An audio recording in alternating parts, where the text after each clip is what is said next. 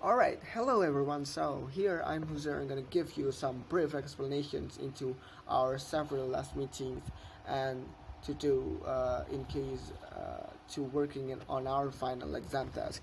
So let's jump to the topics. First is phonological features. There's at least three of the functions of these phonological features. First is the constructive functions, descriptive functions, and classificatory functions. First, constructive functions. We know that this feature might express phonemic contrast. Each phoneme differs from every other phoneme in terms of at least one of the specifications of the features. It should be able to characterize all contraction segments in the human language. The second, descriptive functions. That is, we need all those features that serve in the physical phonetic description of a sound. It should be transparent with regard to phonetic relates. Of course, the third, classificatory functions. Phonological features define natural classes of phonemes with respect to their behavior. This type of feature theory serves in the expressions of generalizations in the phonology. It should be able to capture natural classes in a clear fashion. Let's jump to the second thing, phonotatic rules.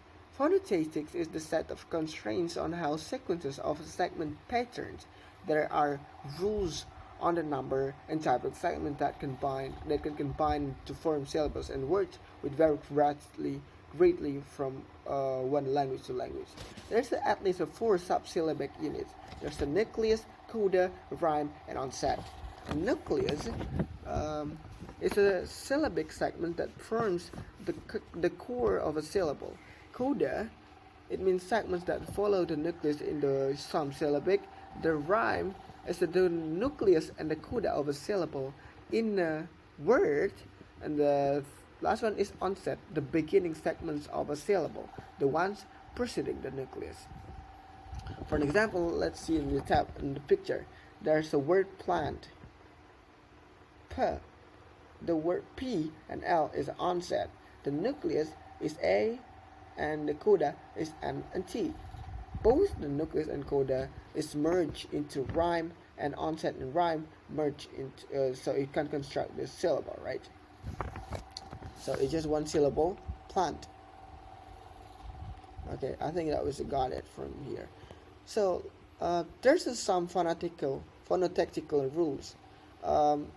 First, all phonological words must consist of at least one syllable and hence must contain at least one vowel.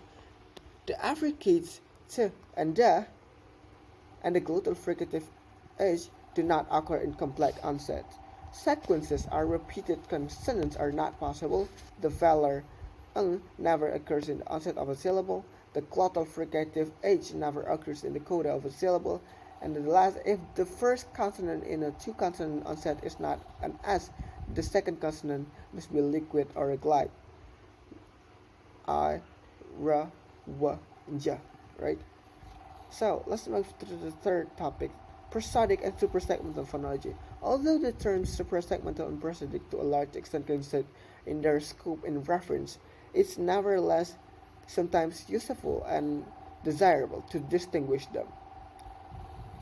We may use the term suprasegmental to refer to a particular formalization in which a phonological feature can be analyzed in this way, whether it is prosodic or not. The term prosodic, on the other hand, can be applied to certain features of utterances regardless of how they are formalized. The last one is phonological rules. There's the assimilation, dissimilation, insertion, and deletion. Dissimulations, as we know that assimilation is a general term in phonetics for the process by which a speech sound becomes similar or identified to a neighboring sound. In the opposite, dissimulations, its sounds become less similar to one another. There's also deletions and insertions. Deletion is happen when a sound, such as a short syllable or a weak consonant, is not pronounced. For an example, most American English speakers do not pronounce the d in the handbag.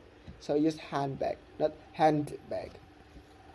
And also there's also insertions. It happened when an extra sound is added between two others.